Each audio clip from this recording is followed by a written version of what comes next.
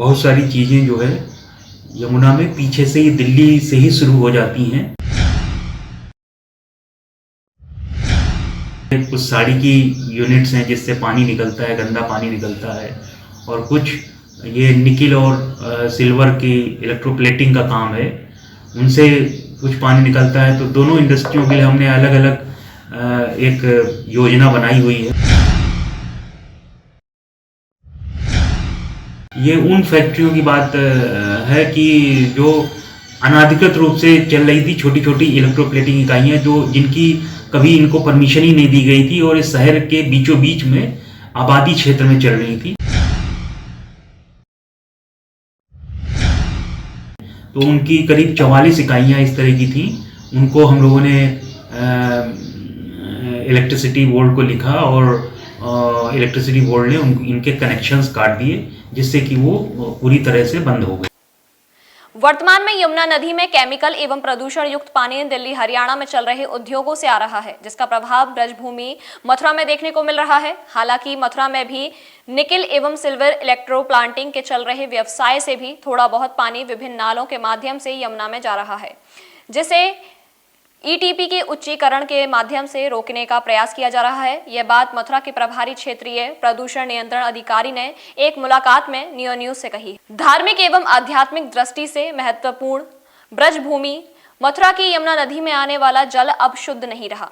इसमें हरियाणा दिल्ली की फैक्ट्रियों का दूषित जल छोड़ा जा रहा है, जो स्वास्थ्य के लिए हानिकारक है। यह बात क्षेत्रीय प्रदूषण नियंत्रण बोर्ड के प्रभारी क्षेत्रीय प्रदूषण नियंत्रण अधिकारी मनोज कुमार चौरसिया ने नियो न्यूज के साथ हुई एक मुलाकात में कही। उन्होंने कहा कि मथुरा में साड़ी उद्योग, निकिल एवं सिल्वर इलेक्ट्रो प्लांटिंग का काम बड़े पैमाने पर होता है, जिसका कुछ पानी यमुना में प्रभावित होता है। इसे रोकने के लिए उच्चतम न्यायालय एनजीटी के आदेशों का 100% पालन करते हुए ईटीपी को उच्चीकरण करके सुधार किया जा रहा है, जिससे यमुना में शुद्ध पानी जा सके। इसके अलावा क्षेत्रीय प्रदूषण नियंत्रण विभाग के द्वारा ऐसी तमाम अनाधिकृत व्यक्तियों के खिलाफ कार्रवाई की है जो विभाग में पंजीकृत नहीं है और चोरी छिपे अपना कार्य कर रही हैं। इनके द्वारा गलत तरीके से विद्युत कनेक्शन ले रखा है। ऐसी लगभग 3 दर्जन से ज्यादा अनाधिकृत फैक्ट्रियों की सूची जिला प्रशासन के माध्यम से विद्युत विभाग के पास विद्युत कनेक्शन काटने के लिए भेजी है।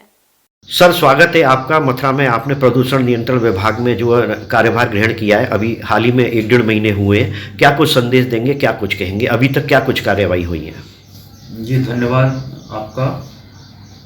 ऐसा है, मैंने अभी 2-2.5 महीने पहले यहाँ पे ज्वाइन किया है, और जहाँ तक यमुना के प्रदूषण के संबंध में मैं ये बताना चाहता हूँ कि बहुत सारी चीज़ें जो है यमुना में पीछे से ही दिल्ली से ही शुरू हो जाती हैं और उसका इम्पैक्ट हम लोग यहाँ देखते हैं। बाकी जो हमारे यहाँ मथुरा शहर में इंडस्ट्रीज़ हैं, उसके संबंध में अधिकतर यहाँ पे कुछ साड़ी की यूनिट्स हैं जिससे पानी निकलता है, गंदा पानी निकलता है, और कुछ ये निकिल और सिल्वर की इलेक्ट्रोप्लेटिंग का काम है, उनसे कुछ पानी निकलता है। तो दोनों इंडस्ट्रियों के लिए हमने अलग अलग Reliability and excellence, a symbol of perfection. Techmen Buildwell आपकी आवासीय जरूरतों को ध्यान में रखते हुए लाए हैं affordable luxury apartments. Himgiri 2 apartment, 2 BHK, 3 BHK, प्रदूषण मुक्त वातावरण में हरे भरे पार्कों के मध्य सुव्यवस्थित आवासीय apartment. Harsh apartment 2 BHK, independent floors. Nilgiri 2 apartment, 3 BHK, G+2 independent floors. कीमत मात्र 17,99,000 से शुरू। लोन सुविधा SBI, HDFC एवं सभी मुख्य बैंकों से उपलब्ध। शीघ्र संपर्क करें। कुछ ही फ्लोर्स उपलब्ध। A20/21 मोती कुंज, मथुरा। एक योजना बनाई हुई है और माननीय उच्च न्यायालय और एनजीटी में बहुत सारे वाद इसमें चल रहे हैं। तो उसके संबंध में जैसे निकिल और इलेक्ट्रोप्लेटिंग इकाइयों में हम लोग ईटीपी को उच्चीकरण करके उसमें activated carbon filter, micron grade filter भी लगवा रहे हैं। उसके बाद ही उनको हम चलने की परमिशन दे रहे हैं जी। तो जिससे कि है कि वो पानी जो उनके यहाँ निकलता है वो और साफ होके ही निकलेगा और शुद्ध पानी ही उसमें यमुना नदी में अल्टीमेटली जाएगा। हाल ही में आपने कुछ फैक्ट्रियों के खिलाफ जो है जिला प्रशासन को भी दिया है, क्या मामला है ये? हाँ, हाल में ही ये उन फैक्ट्रियों की बात है कि जो अनाधिकृत रूप से चल रही थी, छोटी छोटी इलेक्ट्रोप्लेटिंग इकाइयाँ जो जिनकी कभी इनको परमिशन ही नहीं दी गई थी और इस शहर के बीचों बीच में आबादी क्षेत्र में चल रही थी। तो उनकी करीब 44 इकाइयाँ इस तरह की थी। उनको हम लोगों ने इलेक्ट्रिसिटी बोर्ड को लिखा और इलेक्ट्रिसिटी बोर्ड ने इनके कनेक्शंस काट दिए, जिससे कि वो पूरी तरह से बंद हो गई है। कोसी कला में भी एक अभियान आपका हाल में चला था, उसमें भी कुछ कार्रवाई हुई है? कोसी कला में एक्चुअली ये कोसी ड्रेन है एक वहाँ पे, जो कोसी ड्रेन आगरा कैनाल जो ओखला बैराज से शुरू होती है, उस आगरा कैनाल से निकल के ये वृंदावन में बांके बिहारी मंदिर के पहले जो है, थोड़ा सा पहले यमुना नदी में गिरती है।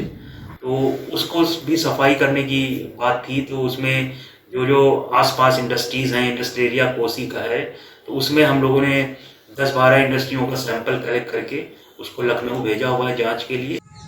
प्रदूषण नियंत्रण विभाग के द्वारा शहर में अनाधिकृत रूप से चल रही अलग अलग फैक्ट्रियों के खिलाफ कार्यवाही की है और उनमें जो विद्युत कनेक्शन लगे हुए हैं उनको लेकर एक सूची विद्युत विभाग को दी है और कहा है कि इन पर जल्द कार्रवाई हो। कुल मिला के ये कहा जा सकता है कि मथुरा का प्रदूषण विभाग मथुरा के अलावा कोसी कला तथा अन्य स्थानों पर प्रभावी कार्रवाई करने में जुटा हुआ है। नियो न्यूज के लिए कैमरामैन गोपाल जग्गा के साथ मैं दीपक चतुर्वेदी, बैंकर।